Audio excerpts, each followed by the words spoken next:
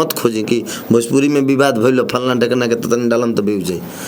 कथावाचक कभी नहीं जाता है। कथावाचक के कोई गौरव पर इंटरव्यू बताई तो तब रुआ कहे बात कहता नहीं पूछता नहीं कि मंच जब से अर्थदायक हो गए तोतले भी गीत गायक हो गए। मंच जब से अर्थदायक हो गए तोतले भी गीत गायक हो गए। राजनीतिक मूल्य जब से गिरा है जेब कोतरे तलुग अपन रोटी सेके के फेरा में रहता है। बहुत सारा ऐसा विवाद है जिसका कोई तथ्य ही नहीं है, वो विवाद उचित नहीं है।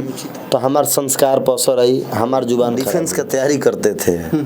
पापा मम्मी का मेरा शौक था कि बेटा एयरफोर्स में हो जाए।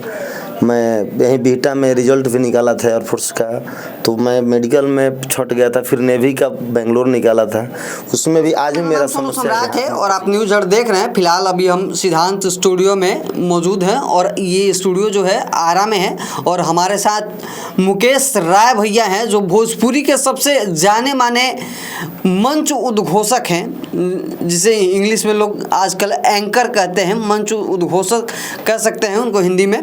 तो यहीं से बातचीत करेंगे और भोजपुरी की इंडस्ट्रीज़ के बारे में काफ़ी अच्छी जानकारी रखते हैं, क्योंकि भोजपुरी इंडस्ट्रीज में कलाकारों के साथ उठना बैठना है इनका, तो काफ़ी अच्छी जानकारी रखते हैं। तो इन्हीं से बात करेंगे और इनसे काफ़ी जानकारी लेंगे भोजपुरी इंडस्ट्री से रिलेटेड। और बहुत सारे विवाद भी चल रहे हैं आजकल, तो उस पर भी हम बातचीत करेंगे। पहले तो स्वागत है मुकेश भाई आपका। सबसे पहले आपको भी स्वागत है और आपके चैनल में जुड़े हुए जितने लोग श्रोता हैं सबको मैं प्रणाम करता हूं। पहले शुरुआत करें, एक शायरी सुना दीजिए। आप स्टेज पे काफ़ी शायरी सुनाते रहते हैं लोगों को, एक दर्शकों को थोड़ा सा सुना दीजिए। देखिए, शायरी सुनाना मामला अलग की बात है। मंचों पर एंटरटेनमेंट के ख्याल से कलाकार जाते हैं, या एंटरटेनमेंट के साथ साथ होना चाहिए कि मंच पर अगर हम सजा कर रहे हैं वहाँ तो मनोरंजन के साथ साथ संगीत से अच्छा समाज में संदेश भी जाए, ये भी उद्देश्य होना चाहिए। हाँ। तो हम जहाँ भी स्टार्टिंग करते हैं तो हर मंचों पर लोग सोचते होंगे यही स्टार्टिंग में क्यों बोलते हैं, क्योंकि हम कहीं देवी स्थान पर जाते हैं, मंदिर मस्जिद जाते हैं तो बस हम कलाकार हैं, क्या मांगेंगे, आवाज़ का मांग करेंगे।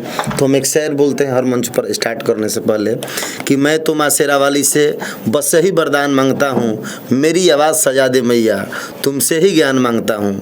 मैं वो कलम नहीं जो बिक जाती है दरबारों में। मैं ये शेर पढ़ करके मैं कार्यक्रम आगाज़ करता हूँ और माँ से सब्जेक्ट लेकर के बहन लोग के बारे में कुछ इस टाइप से तथ्य जोड़ करके मंच का आगाज़ करता हूँ और सिंगर को प्रेजेंट करता हूँ। यही मेरा संचालन करने का काम। इस लाइन में शुरुआत कैसे हुआ आपका? देखिए, पहले तो हम डिफेंस का तैयारी करते थे। पापा मम्मी का मेरा शौक था कि बेटा एयरफोर्स में हो जाए। मैं यहीं बीटा में रिजल्ट भी निकाला था एयरफोर्स का, तो मैं मेडिकल में छट गया था। फिर नेवी का बेंगलोर निकाला था, उसमें भी आज भी मेरा समस्या है कि हाथ में पसीना होता है। अच्छा। तो फिर मेरा वहाँ से पैटर्न चेंज हुआ। पापा बोले कि ठीक बा, अगर एयरफोर्स नेवी में ना भइल पसीना के चलते लाख उपाय भइल, अब तू CRPF आर्मी के देखो। उसके बाद आर्मी दौड़ निकाले, बीम में छट गए थे दानापुर में। फिर CRPF है मुजफ्फरपुर झपहा में दौड़े। सब चीज़ होने के बावजूद मेरिट लिस्ट में छट गए। उसके बाद लोग कहें कि ग्रेजुएशन फाइनल हो गई, अब कुछ करे के बाद मेरे पापा किसान हैं और बहन लोग 4 मेरी बहनें थी, तो शादी करना, थोड़ा पारिवारिक दबाव आने लगा मेरे ऊपर कमाने का। तो हमने सोचा कि मैं घर का बड़ बेटा हूँ, कुछ करना पड़ेगा मुझे। तो हम बनारस चले गए। अच्छा। और बनारस चले गए ग्रेजुएशन करने के बाद। तो लोग कहे कि PG कर लो। तो एक मेरी मित्र मिली मीनाक्षी त्रिवेदी। अच्छा। आज वो न्यूज़ एंकर हैं, उन्होंने मुझे सलाह दिया कि मास कम्युनिकेशन कर लो मुकेश। तो हमने बनारस से मास कम्युनिकेशन किया, एंकरिंग का कोर्स कर लिया। और क्रिकेट में कमेंट्री पहले हम किया करते थे। क्रिकेट में जी कमेंट्री किया करते थे। और फुटबॉल में ज़्यादा खेलने में मेरा रुचि रहा करता था।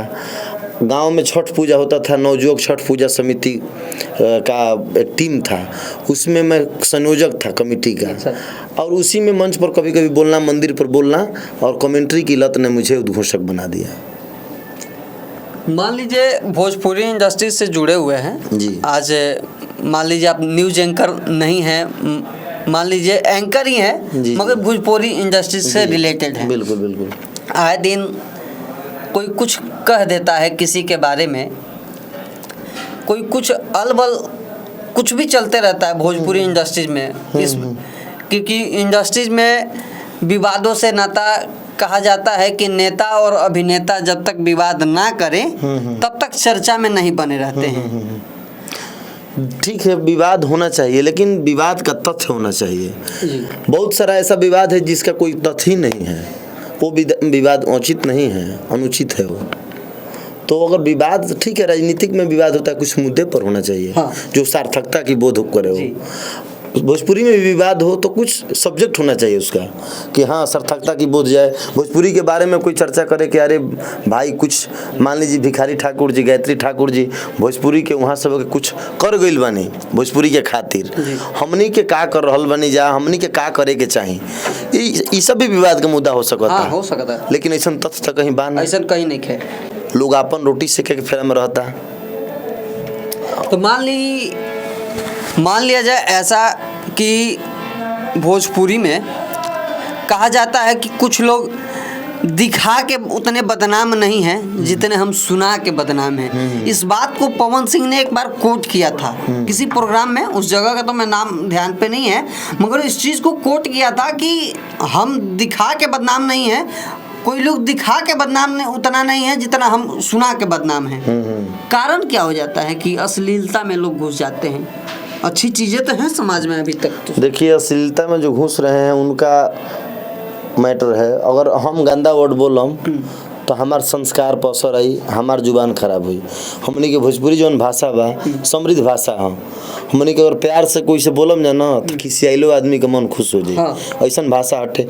अब मान के चली कि मॉल में अमूलो गोल्डगंजी बड़ुए जाते रुआ तो रूपा फ्रंटो लाइन में जौकियो बा। हाँ। रुआ कीनत तनी के रौरा पर डिपेंड करता। हाँ, ये तो बात सही बा। तो रौरा वैसन जब हम पर मत जाइए, वैसन चीज मत सुनी, अच्छा चीज रुआ ली ना रहा। मगर आजकल यूट्यूब का ज़माना है, फेसबुक का ज़माना, सोशल मीडिया का ज़माना है कहा जाए तो सोशल मीडिया पे ऐसी चीज़ें ट्रेंड कर जाती हैं जो अश्लील होती हैं। भले लोग समाज में खुल्लम खुल्ला ना सुनते हो, मगर हेडफोन डाल के, ईयरबड्स डाल के उसको अकेले में सुनते हैं।